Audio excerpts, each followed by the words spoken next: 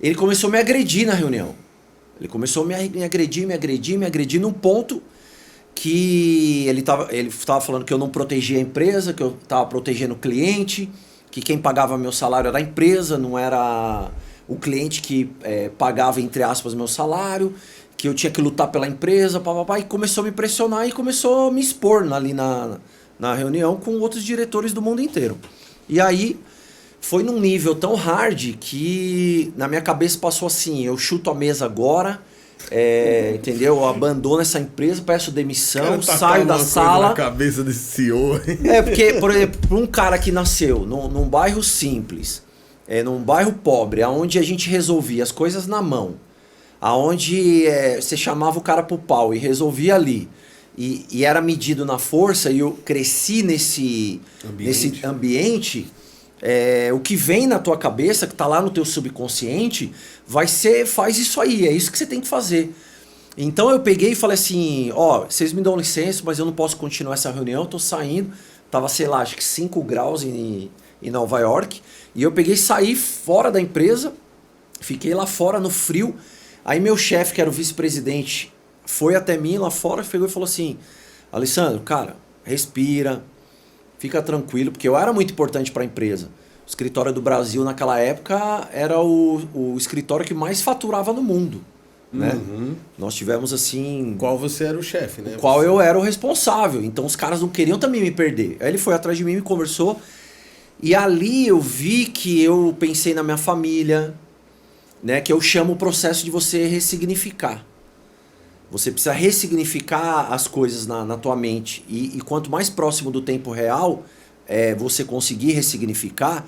Então eu pensei nos meus filhos, eu pensei na minha esposa, eu pensei na minha família, eu pensei no apartamento que eu tinha que pagar, eu pensei nas minhas dívidas. Começar de novo, vixe, você tem que mandar currículo, isso, tem que falar com... E aí você fala, meu orgulho, o que é meu orgulho diante de toda essa responsabilidade que eu tenho debaixo de mim, entendeu?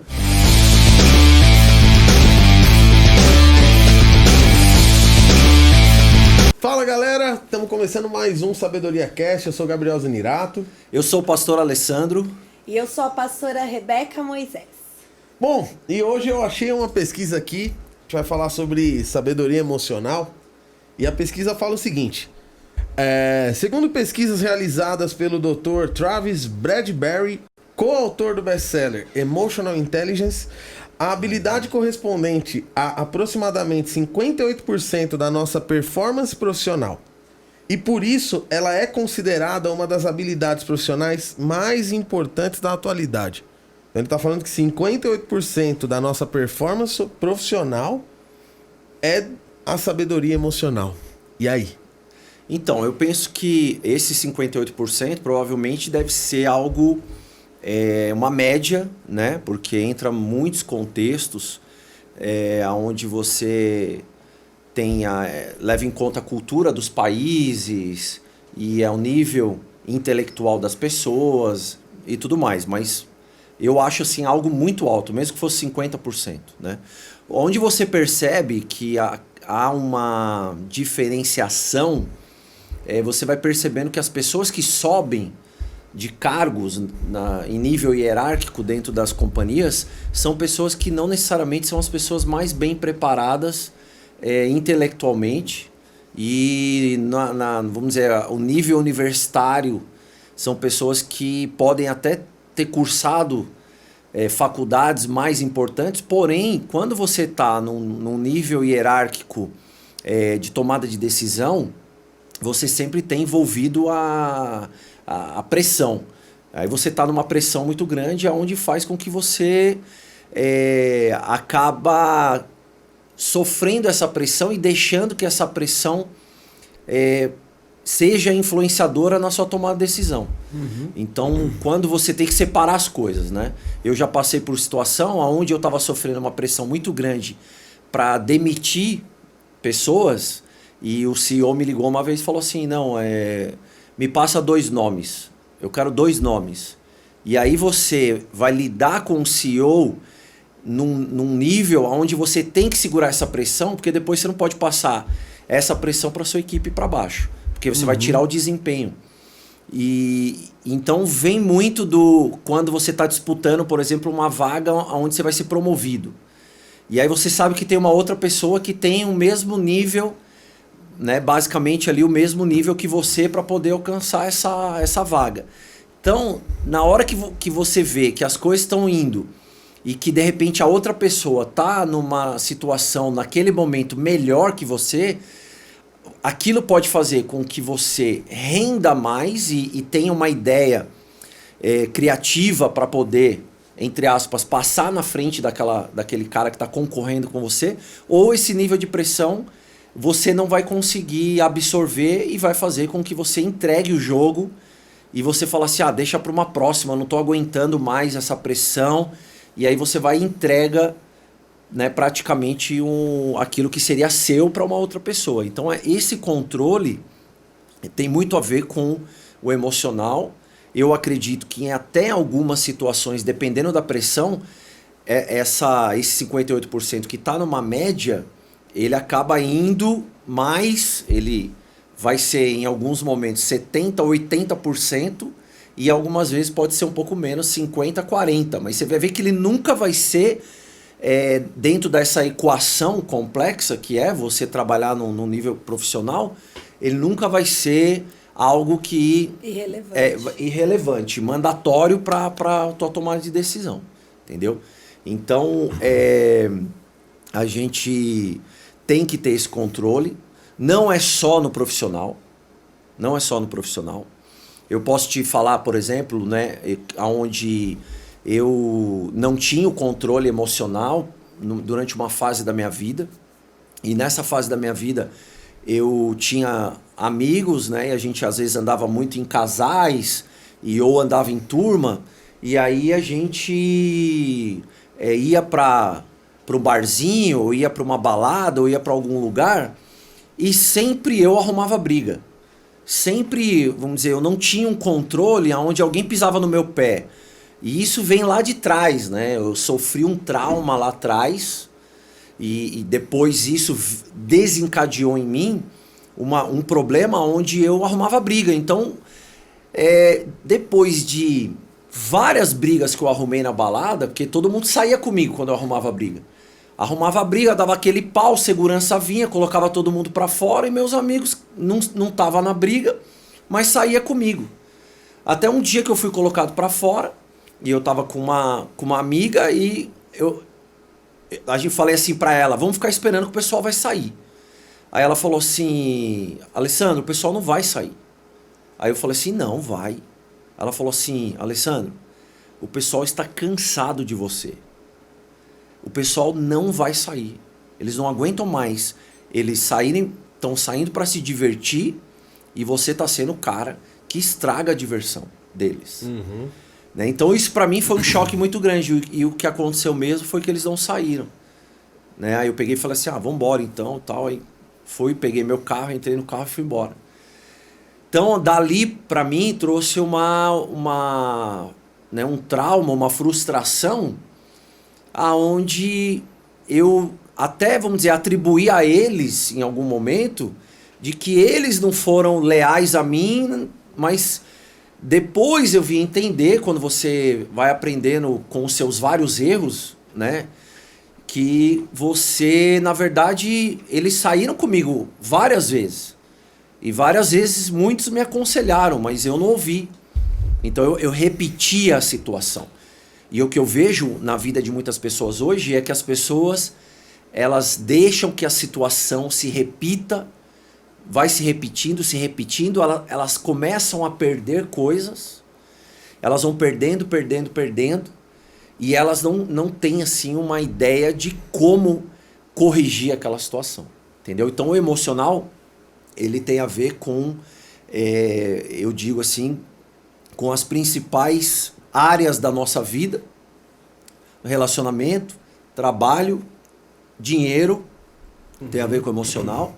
Então são várias coisas que eu vejo muitas pessoas que conseguem ganhar dinheiro, sabem ganhar dinheiro, mas não sabem administrar o dinheiro. Por quê? Porque não tem um controle emocional. Se você for analisar lá atrás, esse cara, ele não aprendeu a administrar dinheiro. Ele né? compra por necessidade, às vezes de autoafirmação, às vezes às vezes o cara teve uma privação muito grande e de repente o cara fala, ah, não, agora eu posso, agora o cara vai e compra tudo que pode é aquele negócio que você fala, né?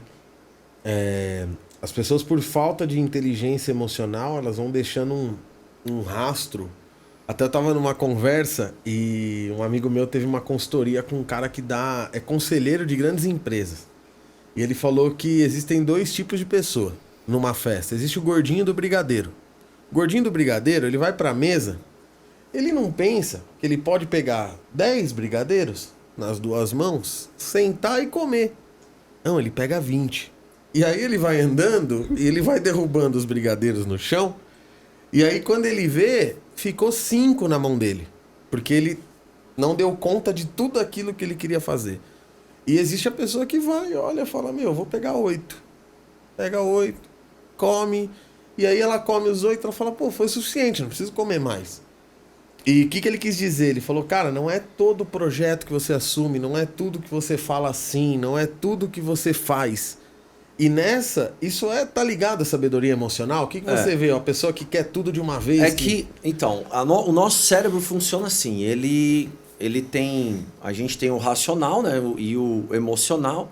E o emocional, ele é um sistema complexo, ele é um sistema interligado.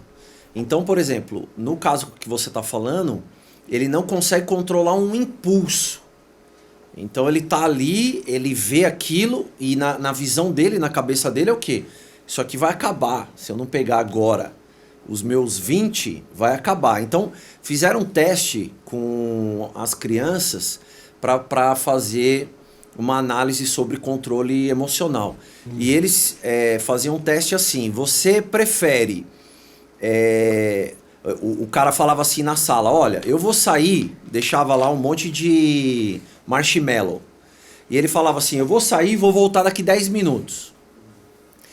E se vocês não pegarem, né? Se vocês não pegarem, a hora que eu voltar, vocês vão ganhar 2, cada um. Mas se vocês não quiserem me esperar, aí vocês podem pegar 1. Aí só vai poder pegar 1. Então, ele via, né, ele fazia uma análise psicológica daqueles que tinham um controle emocional do impulso de falar assim, cara, eu vou pegar logo o meu antes que sei lá o que vai acontecer. O que importa é eu pegar o meu agora. Que 2 voando. Entendeu? E quando que na estratégia ele sairia com 2. E agora isso é uma questão de muitas coisas que acontecem dentro da pessoa, uma coisa bem particular, mas que vai formando a pessoa dentro do eu dela, daquilo que aconteceu no passado dela, na infância dela. Ela veio sendo moldada daquela maneira.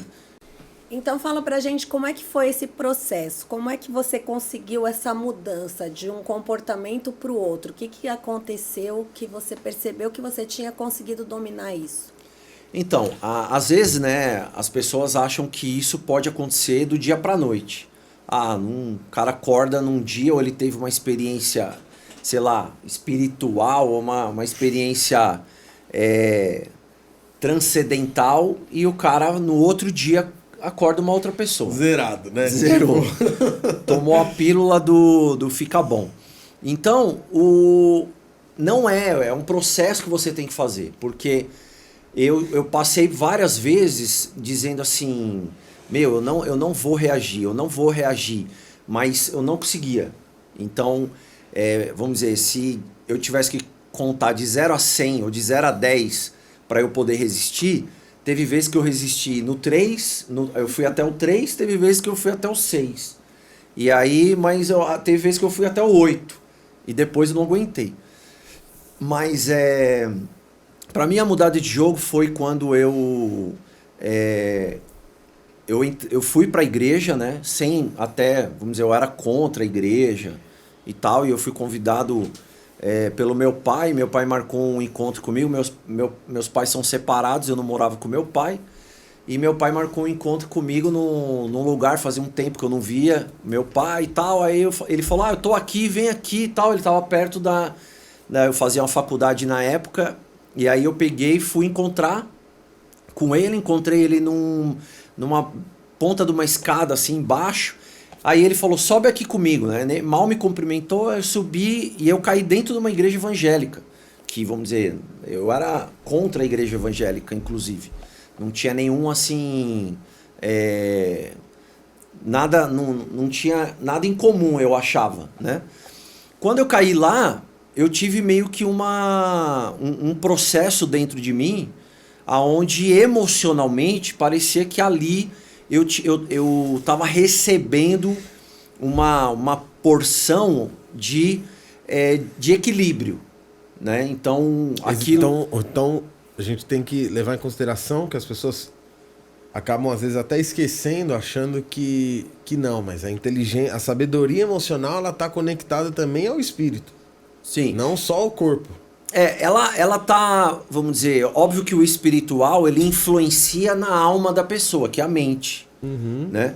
Então, quando eu entrei, tem pessoas que fazem terapia, tem pessoas que fazem meditação, e quando você consegue entrar num nível de autocontrole, né, acaba que você sente o processo dentro de você. Mas não foram pequenas coisas que você foi fazer? Porque durante o nosso namoro, você foi mudando, né? No começo você controlava menos, e aí você começou a se controlar mais, e aí teve vezes que você já conseguiu não brigar mais, teve aquela vez da churrascaria. Sim. Né? Sim, eu me controlei naquele dia da churrascaria, né? E aquele dia da churrascaria, o cara tinha mexido com você, né, no carro, e eu pensei, vou entrar com os dois pés pela janela do carro, que tava mexendo com ela, e eu consegui me controlar, mas teve uma virada de jogo que eu percebi, né, onde realmente eu tinha conseguido. Nesse caminho onde eu consegui foi o quê? Primeiro foi eu acho que tendo a autoconfiança, e essa autoconfiança veio de conselhos, de pessoas que eu me espelhei, né, mentores que puderam me aconselhar. É outro ponto, né? As pessoas precisam de mentores, até uma questão, até você me fala, você começou a ter mentores onde você podia desabafar com eles e eles foram te dando direcionamento, né? De como agir, do que fazer. Sim. Porque às vezes o cara escolhe um mentor que é igual ele. Aí o cara Exatamente, fala, o conselho sempre vai ser para um extremo, né? E aí entra numa coisa que eu queria que você falasse. As pessoas têm que estar dispostas a ouvir o que elas não querem. Sim. Porque você ouviu um disposto... Total. Eu, por exemplo, nunca fui um cara de ler livro. Nunca lia. Acho que eu nunca tinha lido um livro até os 23 anos de idade, 22. E todos os livros da escola era resumo, era aquela coisa que a gente faz, né? E aí, meu mentor era um cara que lia muito, então ele tinha uma biblioteca cheia, e eu comecei a me espelhar e falar assim, cara, eu preciso ler, né? E aí eu comecei a pegar livro dele. E aí até tinha livro que eu pegava e não devolvia. Mas eu comecei a comprar, eu fui pegando gosto pela leitura. E aí eu fui lendo muita coisa. Então, nessa parte de leitura, você acaba entrando num profundo de entendimento e você vai percebendo coisas que ele vai te trazendo para uma autoconsciência, que o livro vai te jogando uma autoconsciência. Então, sei lá, quantos centenas de livros que eu já li até hoje.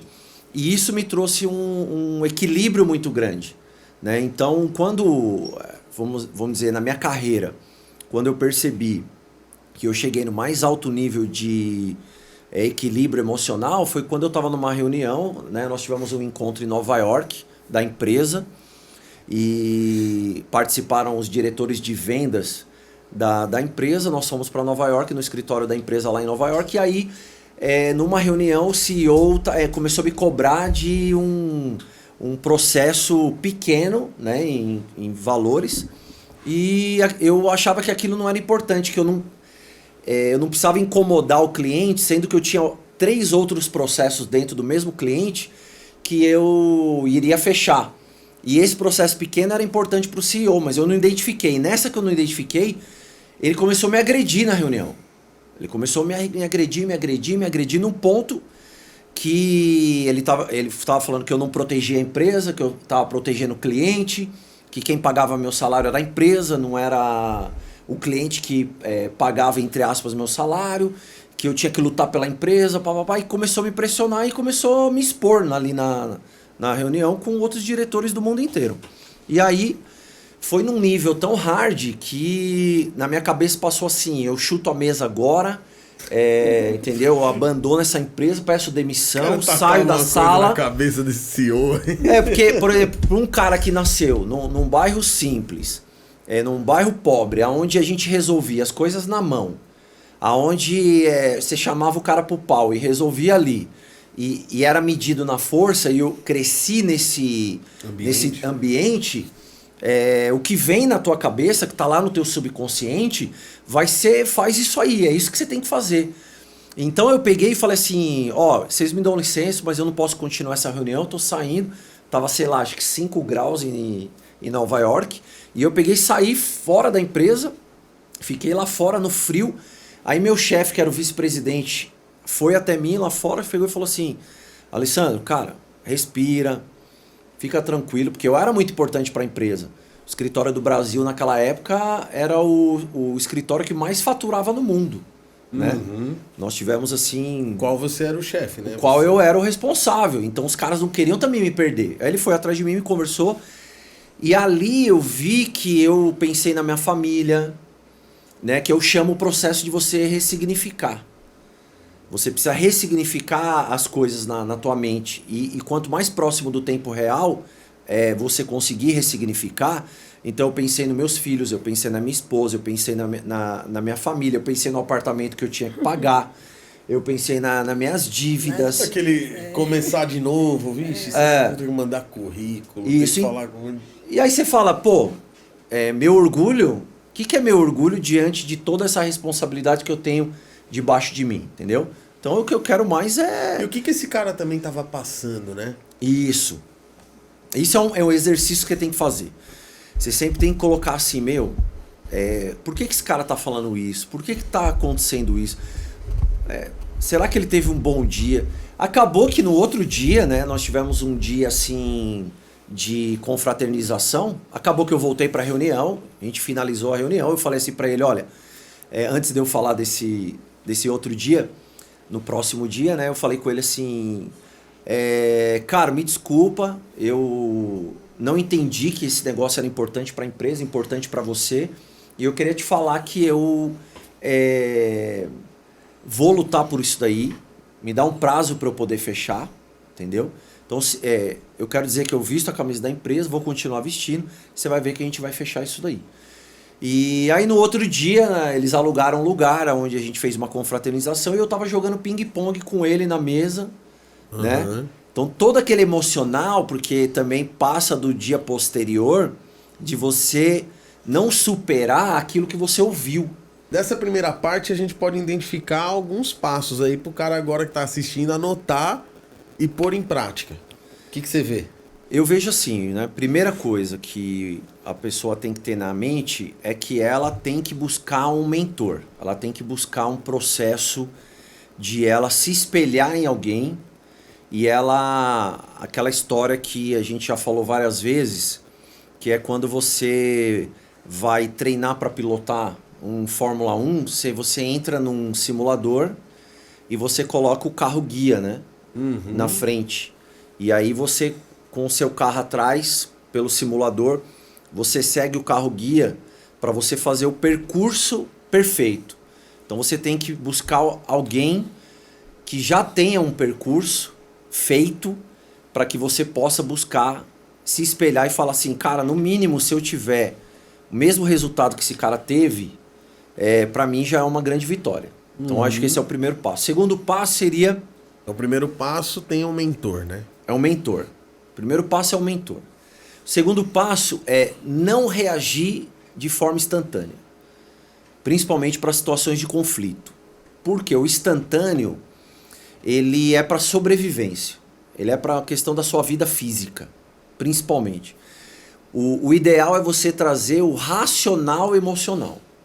Então, aí você traz o racional próximo do emocional e você fala assim, não, é melhor que eu me dê uma chance de pensar melhor sobre o que está acontecendo para poder reagir. Então, quando você fala assim, o segundo passo aí, não reagir, deixa eu pensar melhor para que eu possa analisar qual a melhor forma de eu reagir. O terceiro passo, eu diria o quê? Eu diria que você tem que ressignificar aquela situação. Então, você fala assim, o que está acontecendo aqui? Vale a pena eu colocar em jogo o meu trabalho, aquilo que eu recebo de recompensa? Porque quando eu casei, né, a gente ainda foi morar num apartamento e foi bom. Depois a gente mudou para um outro apartamento que era menor, mas aonde eu estava já era um lugar que eu tinha colocado minha família, num baita de um condomínio bom. Eu tinha churrasqueira na sacada do meu apartamento. Eu tinha vários valores, né? A gente conseguia viajar, eu conseguia dar um conforto para os meus filhos. Então eu ressignifiquei, eu falei assim, cara, o preço que eu tô pagando por estar aqui vivendo esse conflito é o conforto da minha família. Então vale a pena eu pagar o preço de engolir o que está sendo falado. Tipo assim, pessoas que não tem nada a ver com a história, que seria o teu ego, vão pagar o preço pelo meu ego. Pelo seu ego, tipo. Então eu baixei meu ego em prol da minha família. Que não é fácil, né? Que não é fácil, mas é uma disciplina, você se disciplinar. É um treinamento, né? Diário. E eu aprendo muito isso com você, né? A gente está junto há muitos anos e eu vejo isso no dia a dia. Às vezes eu ouço coisas acontecendo, mesmo na empresa, assim, e eu vejo que você não estoura e eu falo, caramba, que força, porque eu no lugar dele não ia ter essa estrutura. Mas ele no meu dia a dia mesmo me ensina muito a isso. Não, vamos respirar, vamos refletir, isso aqui a gente pode reagir de outro jeito, vamos reagir amanhã, não vamos reagir hoje. E as coisas tendem a ficar mais claras mesmo, mas é um processo. É uma luta diária, né? Ele é meu mentor, porque ele me ensina muito nesse controle emocional, né? Esse ressignificar é você pôr aquilo que realmente está em valor. E você vai perceber que tem muita coisa em valor acima de você se expor por uma questão de engolir sapo, né? E o quarto passo, que é você lidar com o pós-emocional, que é assim, foi injusto, eu jamais poderia ouvir isso, de tudo que eu já fiz por essa empresa, eu não tenho valor, a pessoa não me valoriza. Então isso tem muito no âmbito profissional, inclusive. Não, profissional, pessoal, relacionamento. Isso. Mas no profissional, esse lance de as pessoas sentem assim, eu não sou valorizado, estão sendo injustos comigo, eu não tenho oportunidade, tem uma série de coisas. Então você quer se vingar. Você fala assim, quando precisar de mim, então, numa próxima oportunidade, porque isso vem do ser humano, né? Ele tá interno dentro de você, que é uma questão de ego mesmo, de vaidade. Uma disputa de vaidade. Eu falo até, a questão até do Noah e do Isaac, né? Que são os meus filhos. Um tem 4 anos, um tem 2 para 3. E você vê que às vezes um empurra o outro, aí o outro empurra. Aí o outro empurra. Você vê que são... Sim, porque não tem o racional. Eles não têm o racional, mas o lance só o instinto. O instinto de eu não vou perder. Isso. Por que eu vou... Aí, tipo, é só o emocional. A gente tem um trabalho de sentar falando, não, nem sempre você não precisa revidar. Sim. Né? É muito louco isso. É porque, né, envolve muita coisa, mas o lance é que você... aquilo que você vai falar, se for de uma maneira instantânea, você não tem como empurrar teu CEO. Entendeu? Se empurrar seu CEO, você é mandado embora. Se você xingar ele e falar um palavrão, de repente aquilo pode ser um start para que outros também desrespeitem ele. E é ele, para demonstrar o exemplo, o poder, né? Ele vai ter que te demitir, mesmo que ele goste de você. E mesmo que ele entenda que ele te levou a reagir daquela maneira. Mas a tua reação em si não pode ser perdoada. Entendeu? E aí que as pessoas pagam o preço. Então esse lance, ele é... Por que eu fui lá para fora e respirei e eu não fiquei ali? Porque o ficar ali, naquela sala, ele tem muito a ver com o teu corpo, ele é uma antena, né? Então você capta a emoção. Você capta a emoção com os olhos, você capta a emoção com o ouvido, você capta a emoção, né, com o sentir, o gosto, o tocar. Então, os olhos, ele traz muita informação. Então, porque ali naquele momento, você tá olhando pro cara e o cara tá te olhando com um olhar de ódio, entre aspas, os outros estão te olhando, um com um olhar de pena, o outro com um olhar de que tô gostando que esse cara tá tomando, porque é um concorrente seu, entre E aí aspas. entra a vergonha. Entra a vergonha. Você tá numa situação inferior a todo mundo da sala. Entendeu? Então, desencadeia dentro de você emoções e sentimentos que faz com que você não tolere, fala, como que eu tô sendo envergonhado na frente daquele cara? Então eu vou reagir para mostrar para aquele cara que eu sou... eu na minha posição, eu mando, entendeu? Então, e no final tudo é ego, né? Tudo é ego, é uma guerra de vaidade. Então eu saí, porque quando eu saí, eu tirei toda aquela sala, todas aquelas pessoas do meu, da minha perspectiva de emoção e fui para um lugar neutro. E nesse lugar neutro eu olhei a paisagem, o ar, eu estava sentindo frio. Meu corpo começou a receber outros estímulos, né? Estímulos de... Não, e também assim, um cara que sai da Vila Nova Cachoeirinha, de um bairro pobre, tá tendo uma reunião em outra língua, em Nova York. De repente você sai ali. Aonde que era? Ali Times Square, aqueles lados ali? eu tava, o escritório fica em New Jersey, né? Logo depois da... Então, aí você sai, da ponte, olha onde você tá, assim. Você fala, meu, eu tô jogando, tipo assim... Sim, tudo, tipo, o ambiente... Por algo que você poderia... E esse CEO, ele era um cara que... Ele gostava muito do meu resultado. Tanto é que eu tô na empresa há 10 anos, né? Faz 10 anos que eu tô na empresa. E ele saiu, né? E ele saiu e ele foi para uma outra empresa, me ligou e me propôs um negócio. Acabou que eu direcionei esse negócio para um colega aqui no Brasil. Então a gente tem amizade até hoje, né? E criou-se uma amizade mesmo.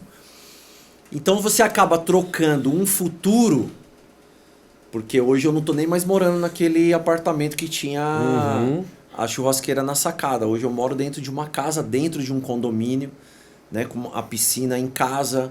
Tô falando isso por quê? Porque eu posso oferecer isso para meus filhos, eu gosto de conviver com os meus filhos, eu gosto de tá agora num lugar nosso e, pô, foi o suor do meu trabalho que me trouxe aquilo. Então, esse futuro poderia ter sido podado por um simples fato de uma reação. E é o que eu vejo as pessoas jogam o casamento fora. Eu ia falar, no casamento isso é a mesma lei, né? Que às vezes o casal também não consegue ceder exatamente por orgulho, né? Sim. E por isso que a gente acaba sempre, você sempre fala, não, a gente vai conversar, comigo é na conversa, né? Sim. Há tantos anos a gente sempre senta para conversar, porque você sempre fala, não, vamos esclarecer, nada de vaidade, nada de... Porque as pessoas se subestimam.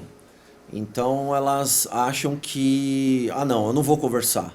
Não adianta eu conversar. Não, pô, né? Nós temos uma capacidade enorme de raciocínio, de progredir, de evoluir, ser aperfeiçoado. É o que difere de um animal, né? É o que difere de um animal. Então nós somos o único ser que tem capacidade de dialogar e colocar a argumentação, e existe uma verdade. Entendeu? Existe uma verdade que eu digo no sentido assim, de que há uma condição de a gente entrar num consenso. Entendeu? Então o que ele queria, na verdade, naquela reunião, era que eu passasse a segurança para ele de que eu iria correr atrás do negócio para poder fechar o mais rápido possível. E eu estava dando justificativa para ele e eu não tinha dado. Então quando eu percebi que era aquilo que eu tinha que dar para ele, a segurança de que daqui para frente eu iria correr atrás daquilo, ele também entrou na zona de conforto dele e falou assim, não, beleza, olha, você não entendeu o meu recado. E ele vai agora proceder da maneira que eu quero. E o cara gosta, né, assim, a pessoa também que tá nessa posição, que aí é uma coisa que as pessoas não entendem, né? Você trouxe até num culto outro dia o exemplo da história da secretária. A maioria das pessoas não querem é entender que existe hierarquia. Então existe um ponto que, Sim. por exemplo, num casamento, ali é o marido e a mulher, se sentam e conversam.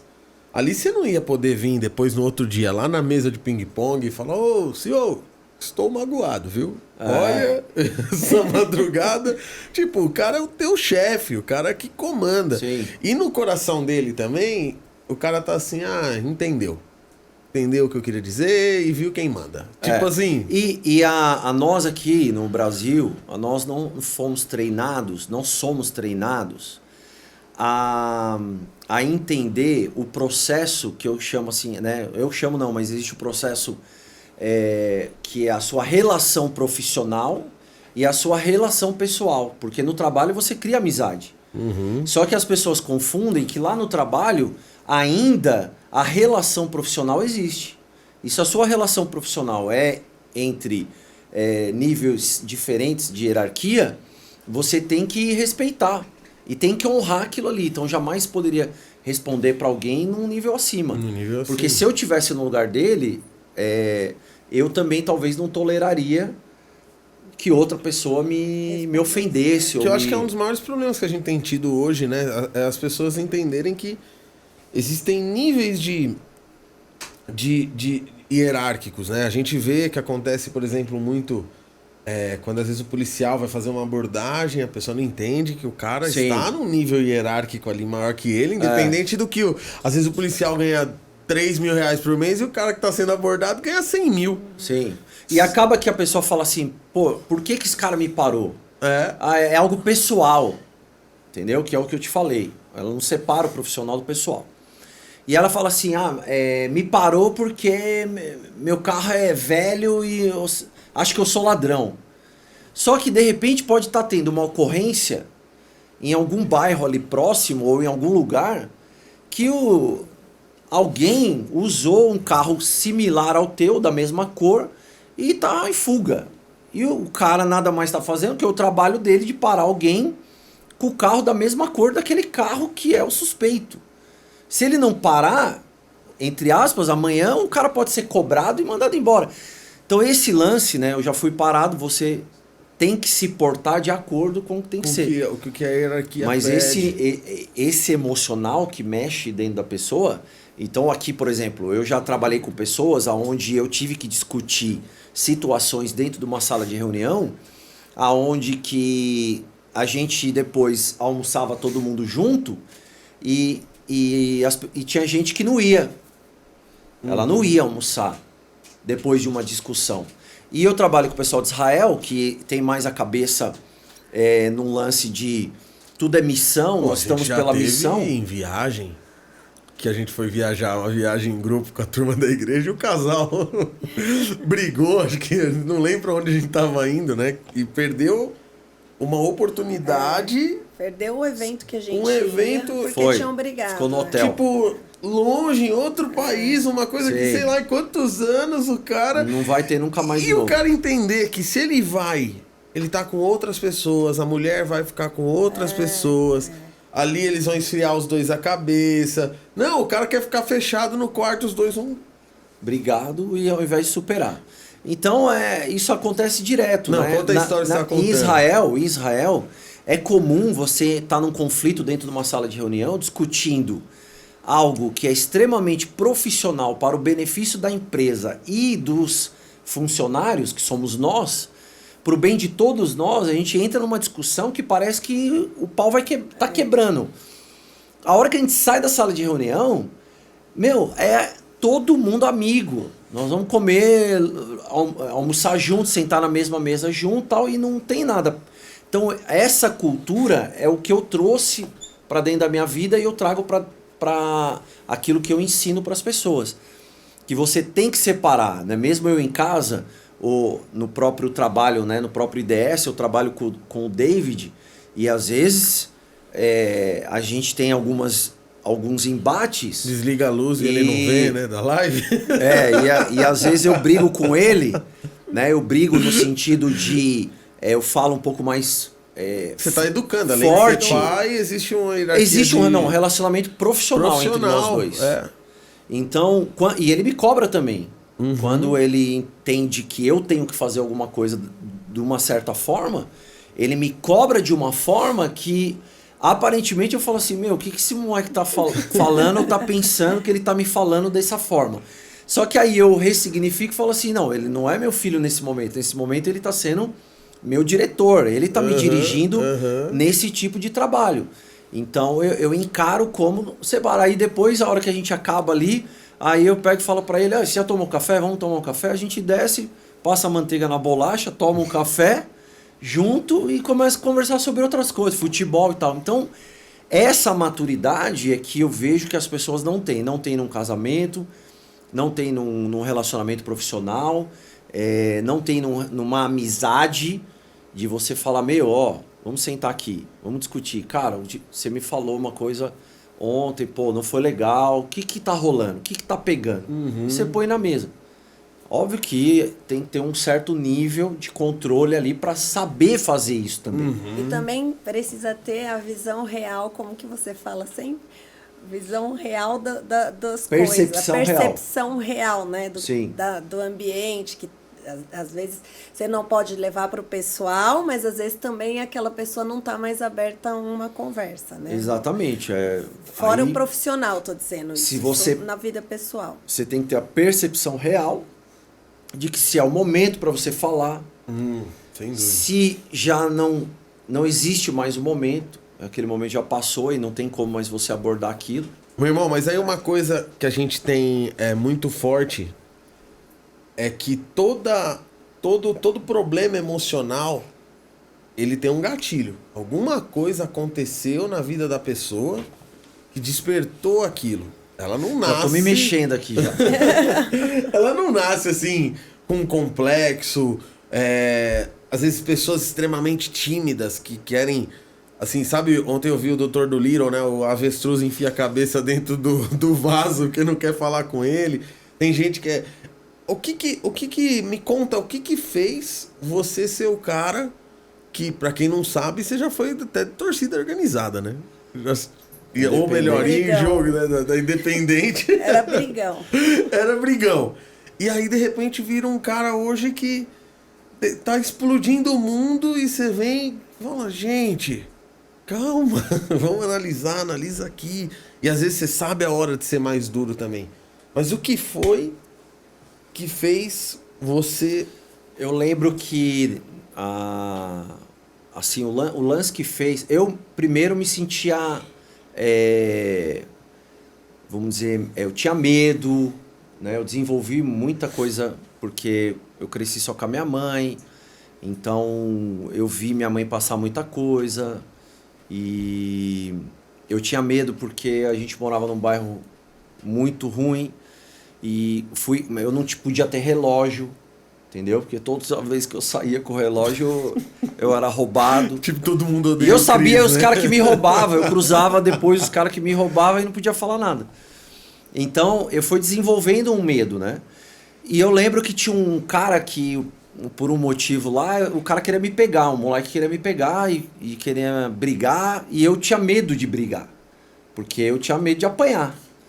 E aí eu tava minha mãe tinha uma lojinha de roupa, né? Lá na Vila Nova Cachoeirinha, em frente à igreja Nossa Senhora das Graças. E o cara saía da escola e passava em frente à loja. E aí o cara passava e ficava me desafiando. E eu ficava atrás do balcão lá onde minha mãe estava. Até um dia que minha mãe se ligou, porque o cara ficava lá de fora, e ele fazia assim, me chamava. E minha mãe começou a perceber que eu ficava com medo. E eu ficava lá dentro da loja. E eu não saía. Então, um dia que o moleque passou e que o moleque fez, minha mãe acho que estava nervosa por algum motivo. E, veja, minha mãe criando um adolescente de 15, 16 anos, num bairro difícil, que eu não podia ter medo, ou senão eu ia virar um sei lá o quê. Dentro da instrução dela, ela tava fazendo o melhor por você. Esse moleque não tem pai. Se esse moleque ficar com medo, ficar apanhando dos caras aqui, o que vai ser desse moleque? Ela me pegou pelo colarinho e falou assim, hoje você vai brigar. Hoje você vai brigar, hoje você vai brigar. E me pegou, foi me arrastando assim, me levou lá na calçada. E ele falou assim pra ele, vem aqui que hoje você vai brigar com ele. Hoje você vai brigar. E aí colocou eu pra brigar com o moleque e eu peguei e dei um pau no moleque. E eu nem sabia que eu... sabe, mas eu acho que eu peguei toda aquela raiva canalizada de falar assim, cara, agora todos os dias que eu fiquei dentro dessa loja trancado por tua causa, eu vou tirar pra fora. E aí aquilo trouxe pra mim assim... Cara, você sabe brigar, cara, você bateu no moleque, era maior que você.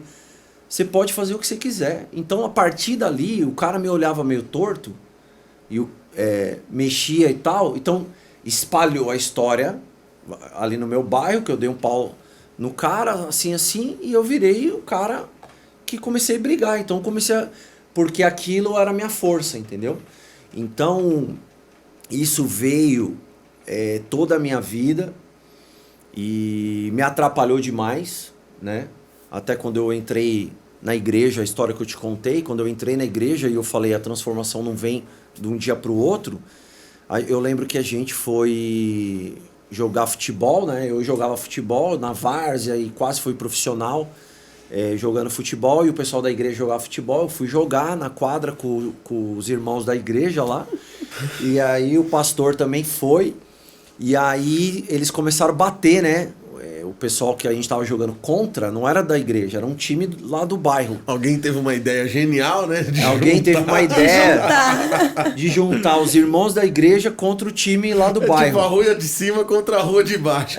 E aí os caras do bairro, acho que pensaram assim, pô, os irmãos da igreja são tranquilos, podemos chegar junto nos caras, os caras não vão reagir. Só que eles não sabiam que eu tava vindo lá da Vila Nova Cachoeirinha e tava no processo. Foi em Sorocaba, né? Tipo, o maior bairro mais chique em Sorocaba. Aí os caras começaram a bater no Juninho, eu bati o escanteio pro Juninho, a gente tinha uma jogada e os caras começaram a bater no Juninho. E aí eu troquei, falei, Juninho, você bate escanteio e eu vou ficar aqui. Então, quando o cara veio e deu em mim, na hora que eu levantei, eu fui em cima do cara assim, dei uma cabeçada, joguei ele dentro do gol já, e já o pau fechou. Então aí os caras foram buscar a arma, e aí deu todo esse rolo, e aí o pastor não podia sair do vestiário, porque nem o pessoal da igreja, porque os caras estavam lá fora com arma. Então, vamos dizer, os irmãos ali da igreja, né, a maioria, que tinha um outro também, um cara, um Marcelo, que também estava se convertendo lá, na época também deu trabalho pros caras na hora da briga lá. Mas houve todo esse constrangimento, entendeu? Então, vamos dizer,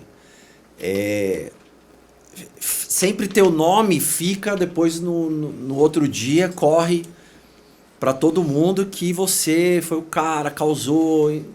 Então isso sempre me atrapalhou. E o causador, né, vamos dizer, foi aquele processo que minha mãe me pegou e jogou lá para eu brigar com o moleque. Houve um início, né? Foi um start ali. Se a gente for considerar, né, isso é um vilão, né? É um gatilho que as pessoas têm, que causa um trauma. Então acho que o maior, vamos dizer, se a gente fosse levar para heróis, assim, o maior vilão de todo mundo são os traumas que a gente viveu no passado, né? Esses traumas vão causando... Por exemplo, quando uma mãe...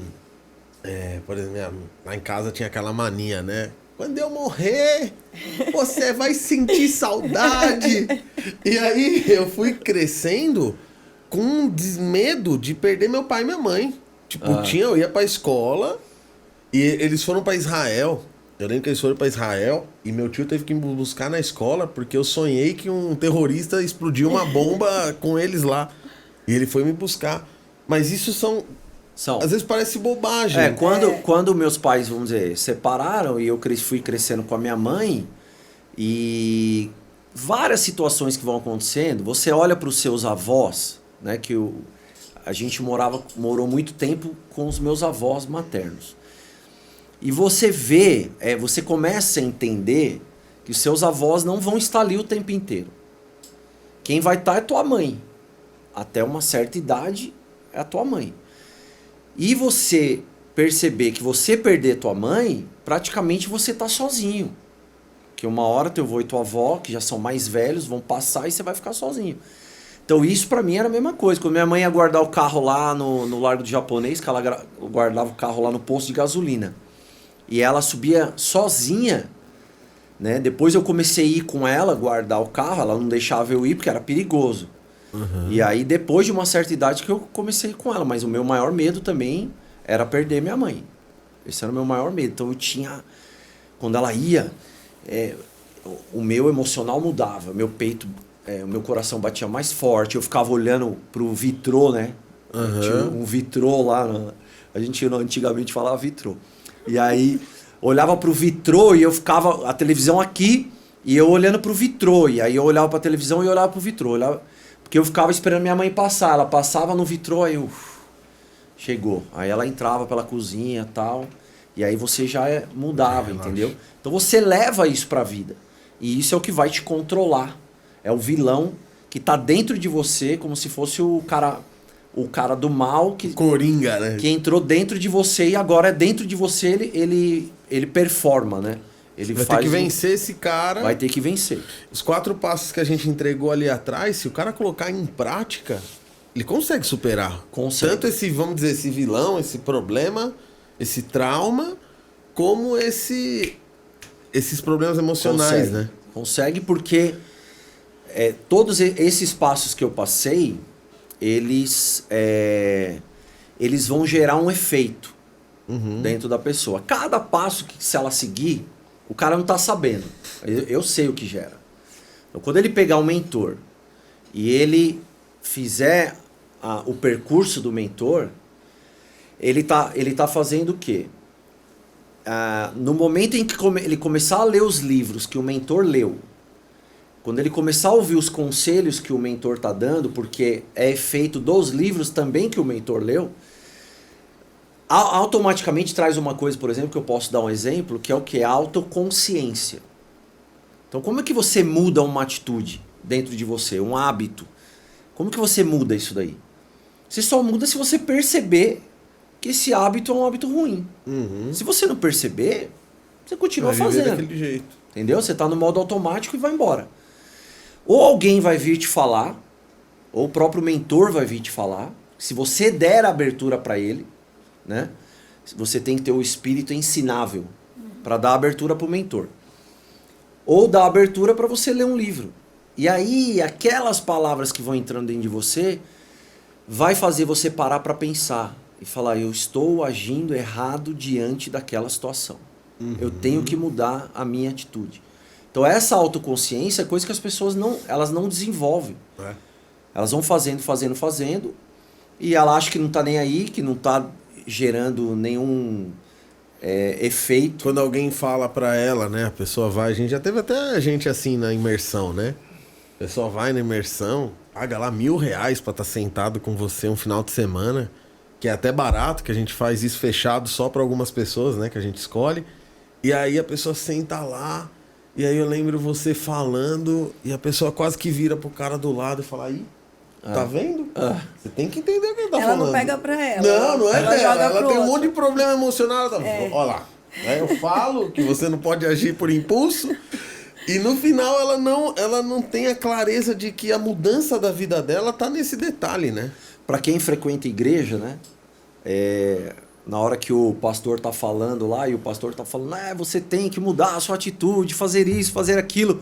E aí tem sempre aquele irmão que fala assim, fala Deus. Ele tá querendo dizer assim, fala Deus pra ele aqui do lado, né? Não pra mim.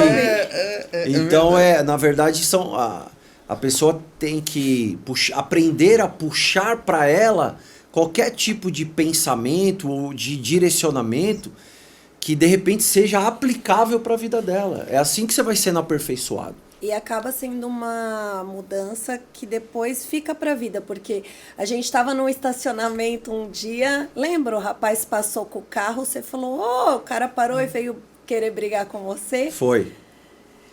Aí o cara media 1,50 m, batia no meu umbigo, e o cara é bombadinho, mas batia aqui, assim, né? E aí na tua mente, porque aí é que tá, a pessoa fala assim, mas e aquilo tudo que você passou? Pra onde foi? Não, ela continua lá, só que ela continua sem força. Você não alimenta aquilo. Então, aqueles traumas, aquelas situações que você teve, pode até ser que você seja livre de algum trauma.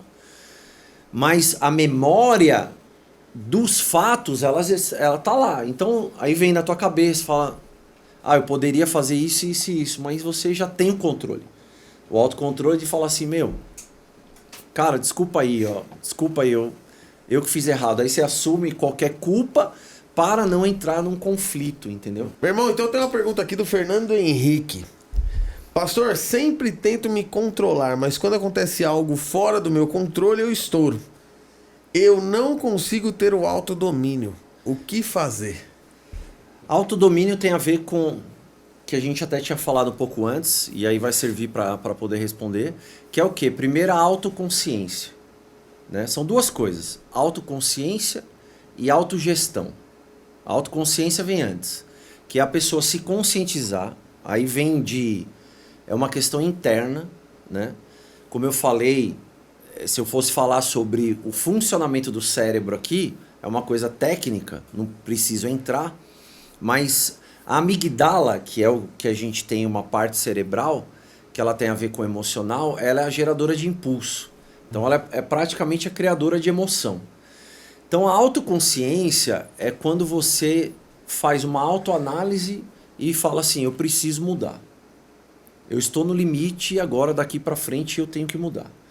Então a pessoa com alto desempenho dentro de uma corporação, de uma empresa, esse cara, ele sempre vai ter, quando você vê que um cara tem uma evolução e um progresso dentro de uma empresa, ele sempre vai ter uma autoconsciência extraordinária. Porque ele vai saber como que ele tem que melhorar para o convívio dele dentro com o chefe, como que ele melhora com a equipe, os pares dele, como que o que ele precisa estudar mais, que está fazendo falta, dentro de uma reunião que ele está participando, ele está fazendo uma autoconsciência ali dentro, uma autoanálise do que está acontecendo na reunião e o que ele poderia fazer para que pudesse promover ele ali, ou de certa forma ele agir de maneira criativa, entendeu? Então quando o cara ele não tem essa autoconsciência, isso prejudica ele. E aí a autoconsciência nasce de você se conhecer, de você buscar se conhecer, buscar a entender quais são as suas falhas. Às vezes uma pessoa vai ter dificuldade, mas o que ela pode fazer? Ele pode perguntar para alguém. Então a importância de você ter um mentor é você ter o convívio com o mentor também, que é o discipulado, né? Por isso que Jesus ele veio para contratar discípulos, mas ele andava com os discípulos porque ele queria ver a reação dos discípulos mediante ao desafio, para ele poder instruir, para ele poder fazer o processo de coach, né? Nesse caso. Então, o cara, por que uma mulher sábia edifica o lar? Porque uma mulher sábia, ela tem autoconsciência apurada. Porque ela analisa o lar dela aonde precisa melhorar. E ela vai no marido, motiva o marido, ela vai nos filhos, conscientiza os filhos de que o papai está muito nervoso por causa disso, então ela põe um tempero no lar. Então ela tem a autoconsciência muito boa, entendeu? Porque é uma pessoa que buscou dentro dela.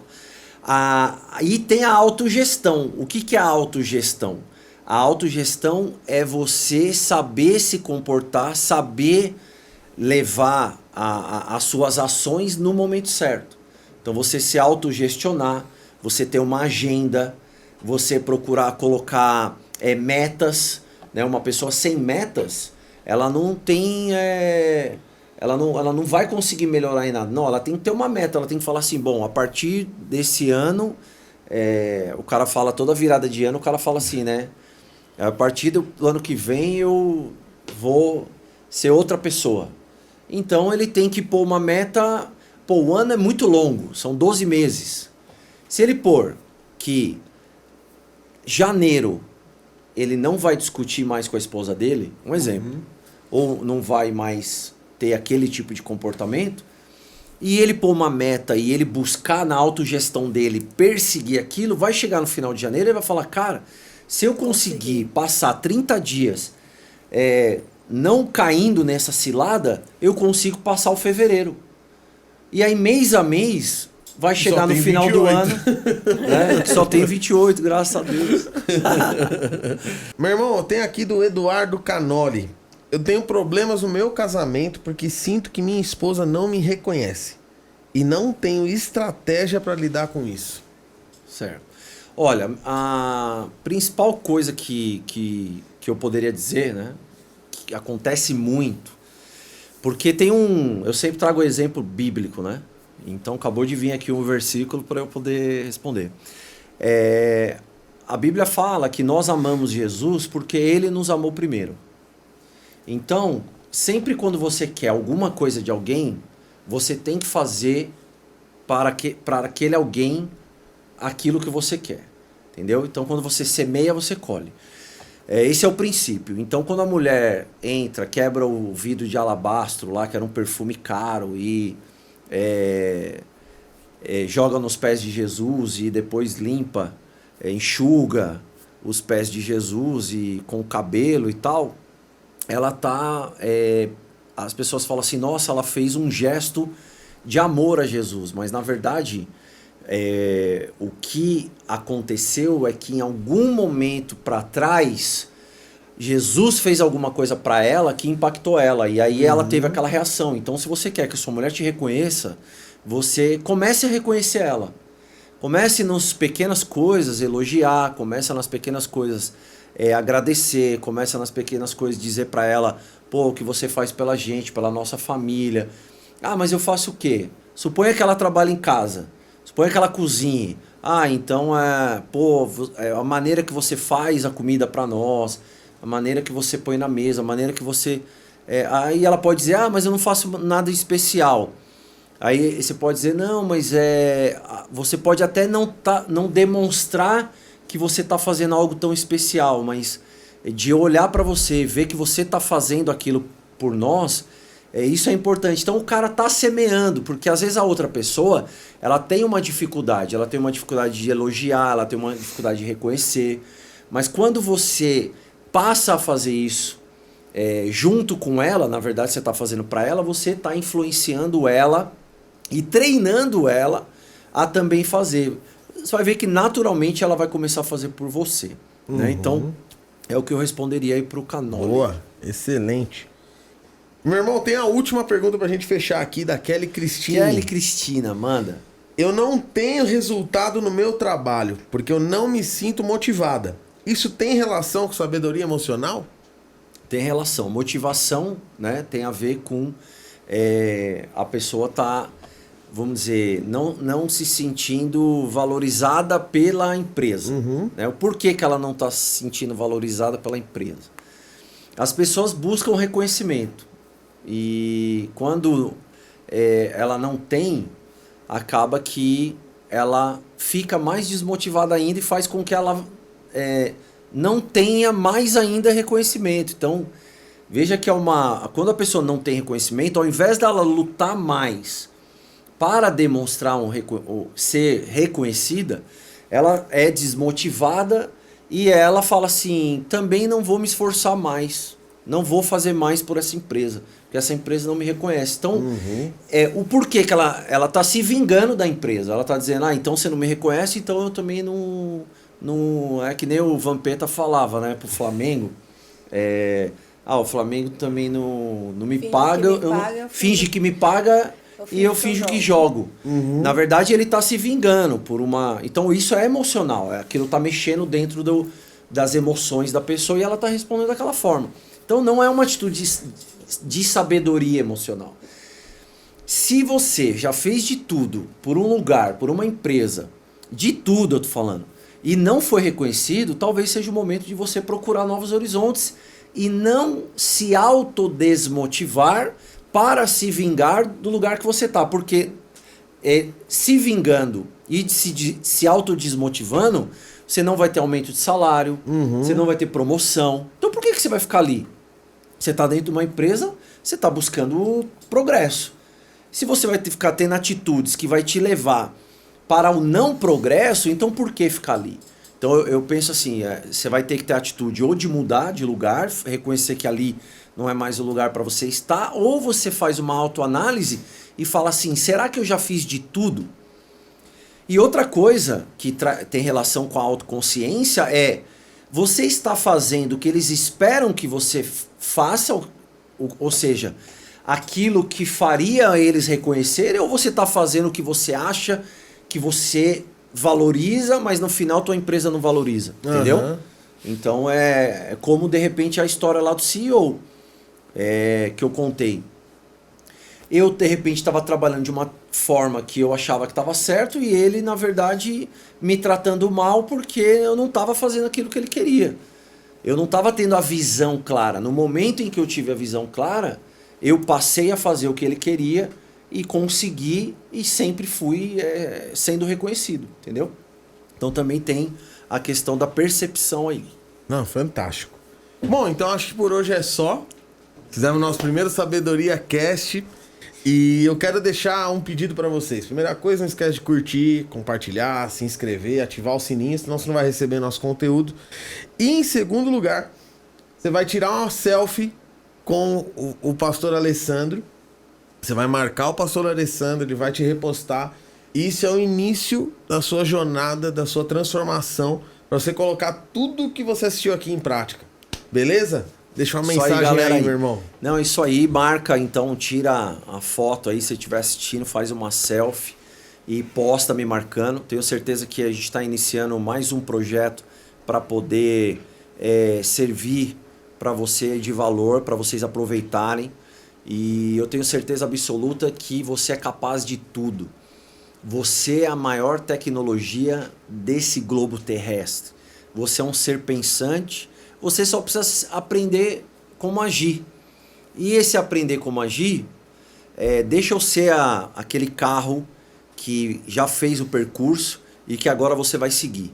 Então, vem com a gente, siga a gente, curta, aplica aquilo que a gente está falando, que eu tenho certeza absoluta que sem você precisar de muita coisa complexa ou muita coisa cara por aí, eu tenho certeza absoluta que seguindo a gente, você vai acelerar seu caminho, você vai, o custo vai ser muito menor de você caminhar com a gente, e eu tenho certeza absoluta que o nosso caminho ele é baseado na prática, um caminho vivido, e não só a gente, mas aí tem muitas pessoas que já estão mostrando resultado de vida. Beleza? Vamos pro segundo então. Valeu. Pastora, deixa uma mensagem. O que eu quero falar é o seguinte, se você precisa de um mentor, pode seguir esse cara, porque ele é meu mentor e ele fez mudanças na minha vida. Começa a colocar em prática o que está sendo ensinado aqui, que eu tenho certeza que a sua vida vai mudar, tá? Deus abençoe.